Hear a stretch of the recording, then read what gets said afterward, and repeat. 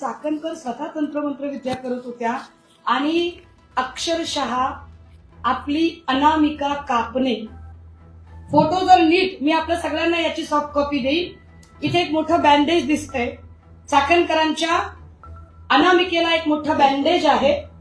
ज्या बाईंना महिला आयोगाच्या अध्यक्षपदी बसवलेलं आहे त्या बाई 2 सप्टेंबर 2024 ला सोमवती अमावस्येच्या दिवशी स्वतःची अनामिका कापून अशा पद्धतीची तंत्रमंत्र विद्या करतात असं पीडित महिला सांगतात.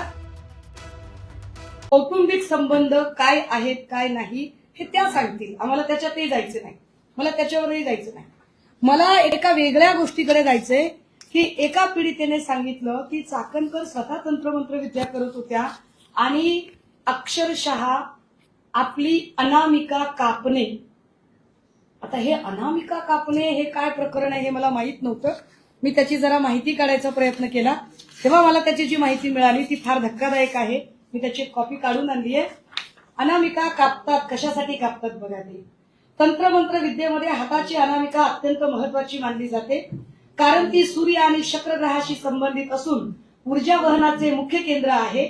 या बोटाचा वापर मुख्यत्वे मंत्राचा प्रभाव वाढवण्यासाठी, विशिष्ट मुद्रा करण्यासाठी किंवा एखाद्या व्यक्तीला वशीभूत करण्यासाठी केला जातो. या बोटाद्वारे ऊर्जा शरीरात प्रवाहित किंवा शोषित केली जाऊ शकते. कशी तर परत तंत्रमंत्र विद्येच्या लोकांनी सांगितलंय की हे बोट सूर्य म्हणजे यश आणि शुक्र म्हणजे आकर्षण यांच्याशी जोडलेले आहे. ज्यामुळे मंत्रोच्चाराद्वारे एखाद्याला आकर्षित करणे आणि यश प्राप्त करणे असा या तंत्रमंत्र विद्येचा अर्थ आहे. त्यांनी सांगितलं की ताई हे विशिष्ट वेळेला करतात. कधी करतात? हे सोमवती अमावस्येला करतात. हे सोमवती आम्हाला इतकं काही त्याच्यातलं नॉलेज माहित नव्हतं. आणि मग एक फोटो एका माऊलीने पाठवला. याचा स्क्रीनशॉट बघा, याच्यात तारीख आहे खाली 12 सप्टेंबर 2024. फोटो जर नीट मी आपल्या सगळ्यांना याची सॉफ्ट कॉपी देईन.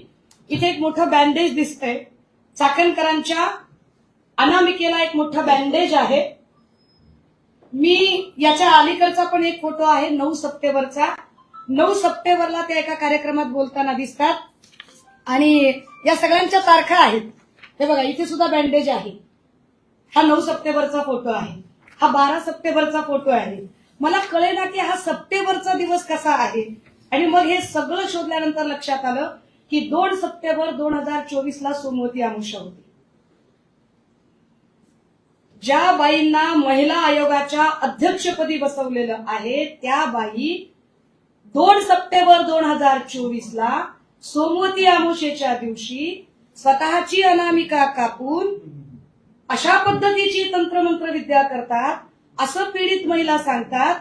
आणि ही जखम किती दिवस होती म्हणजे जखम किती मोठी असू शकते बघा. याच्यात तारखा आहेत कारण हे स्क्रीनशॉट सकट आहे. याच्यातल्या जर तारखा बघितल्या तर साधारणतः 20 डिसेंबरचा पुन्हा फोटो आहे. मग जखम छोटी छोटी झाली. हे बघा इथे बँडेज आहे. त्याच्या मी सॉफ्ट कॉपी देईन आपल्याला. त्याच्यानंतर 28 डिसेंबरला जखम अजून छोटी झाली. सप्टेंबर ते जानेवारी पर्यंत ही चाकणकरांच्या हाताला जखम होती. अशाच पद्धतीची जखम अजून एका व्यक्तीला होती पण त्याचे फोटो अजून आले नाहीत. तेही फोटो निघाले. हे गंभीर आहे. अशा पद्धतीने महिला आयोगाच्या अध्यक्षा जर तंत्रमंत्र विद्यांमध्ये असतील आणि पीडित सांगते की हे आमच्या समोर घडलेलं आहे, हे आमच्या समोर झालेलं आहे. आता जर असं सगळं असेल हे चित्र, हे फोटो खूप आहेत. हे बँडेज क्लिअर कट दिसतात. असंख्य फोटो आहेत त्याच काळातले आहेत सगळे. याच्या तारखा जाणीवपूर्वक स्क्रीनशॉट का दिलेले आहेत कारण याच्या तारखा आहेत खाली. आता हे सगळं जर बघितलं इथे पण एक फोटो आहे.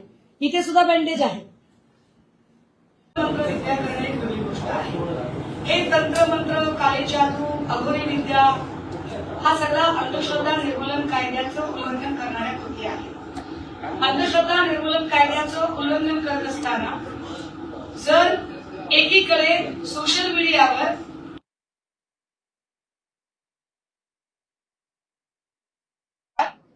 मी किती सुधारणावादी विचारांची आहे असं सांगणाऱ्या आयोगाच्या अध्यक्षा फक्त त्यांच्या पदराने ते पाय पुसत नाहीत तर त्यांच्या पायाशी अक्षरशः लोळण घेतात.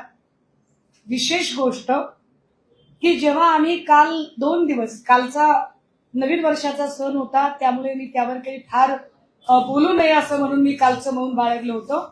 पण कालची महत्वाची घटना, ज्या काही गोष्टी मी एकत्रित करत होते, ज्यात त्याची अनेक प्रकारची बेनामी संपत्ती, ज्याच्यातले अजून काही डिटेल्स आहेत, त्यामुळे मी ते थांबले.